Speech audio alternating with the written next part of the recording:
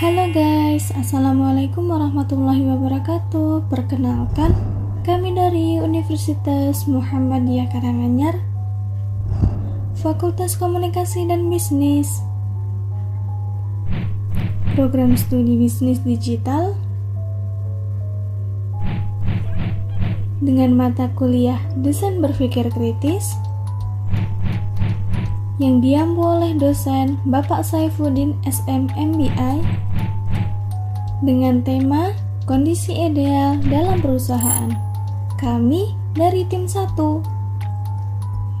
yang beranggotakan Fitri Noviandari, Ferry Agustin, Muhammad Abdul Karim, Nita Safiyah, Hafsah Himayni Maisarah, Muhammad Revandi. Di sini kami tim 1 akan menjelaskan kondisi ideal dalam sebuah perusahaan. Lalu, apa saja sih pengertiannya, cara menciptakannya, dan bagaimana cara penerapan kondisi ideal dalam sebuah perusahaan? Yuk simak video berikutnya. Pengertian kondisi ideal. Kondisi ideal dalam sebuah perusahaan dapat bervariasi, tergantung pada industri, kemudian ukuran perusahaan, dan yang terakhir, tujuan bisnis. Lalu, bagaimana sih cara penerapan kondisi ideal dalam sebuah perusahaan itu? Ada beberapa cara, yaitu yang pertama, budaya perusahaan yang sehat. Yang kedua, karyawan yang terampil dan berdedikasi. Yang ketiga, manajemen yang efektif. Yang keempat, kepemimpinan yang efektif. Yang kelima, inovasi dan adaptasi. Yang keenam, kepuasan terhadap pelanggan. Yang ketujuh, keberlanjutan. Yang kedelapan, efisiensi operasional. Yang kesembilan, kepatuhan hukum dan etika bisnis. Dan yang terakhir, yang ke-10, keseimbangan kerja dan hidup. Yang selanjutnya, cara menciptakan kondisi ideal. Yang pertama, budaya perusahaan, yaitu budaya perusahaan yang mendukung kolaborasi, inovasi, integritas, dan kinerja yang tinggi. Yang kedua, pengembangan karyawan. Investasi dalam pengembangan karyawan seperti pelatihan dan pengembangan karir untuk memotivasi dan meningkatkan keterampilan karyawan. Ketiga, keterlibatan karyawan. Karyawan yang memiliki keterlibatan dan partisipasi kerja yang tinggi dapat mempengaruhi usaha yang baik dalam pekerjaan, termasuk memberi lebih banyak dari yang disyaratkan pekerjaan. Yang keempat, manajemen kinerja yang baik, yaitu untuk menunjang aktivitas agar memastikan bahwa sasaran organisasi atau tim telah dicapai secara konsisten dalam cara-cara yang efektif dan efisien.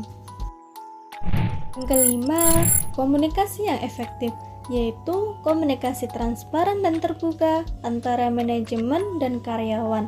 Hal ini sangat penting agar dapat membantu mencegah ketidakpastian dan konflik di tempat kerja. Yang keenam, inovasi dan adaptasi, yaitu kemampuan perusahaan untuk beradaptasi dengan perubahan pasar dan perubahan dalam teknologi yang semakin berkembang.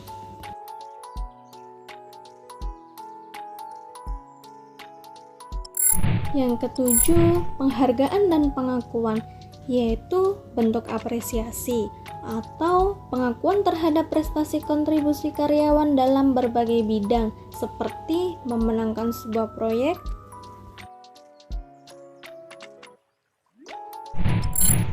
Lalu, bagaimana sih penerapan kondisi ideal di sebuah perusahaan itu? Yuk, simak video berikutnya. ada beberapa penerapan kondisi ideal di sebuah perusahaan. Yang pertama, memiliki visi misi yang jelas, yaitu karyawan memahami dan berkomitmen terhadap tujuan suatu perusahaan. Yang kedua, menyeimbangkan kinerja dan kehidupan, yaitu mengupayakan keseimbangan antara pekerjaan dan kehidupan karyawan.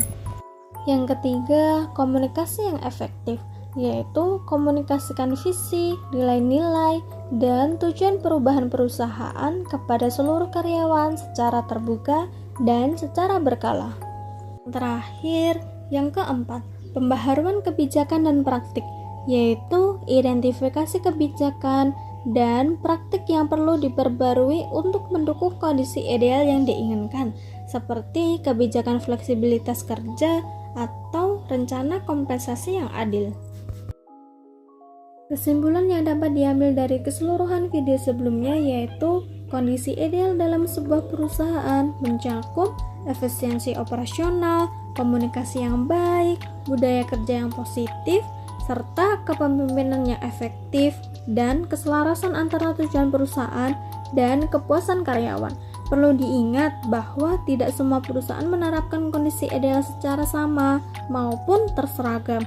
Meskipun banyak perusahaan berusaha mencapai kondisi ideal, implementasinya dapat bervariasi tergantung pada dinamika, ukuran, industri, dan konteks ekonomi yang unik bagi masing-masing perusahaan. Terima kasih telah menyaksikan video dari kelompok kami. Maaf jika ada salah dalam penulisan atau perkataan. Jangan lupa like, komen, subscribe, and share. Terima kasih, semoga bermanfaat. Wassalamualaikum warahmatullahi wabarakatuh.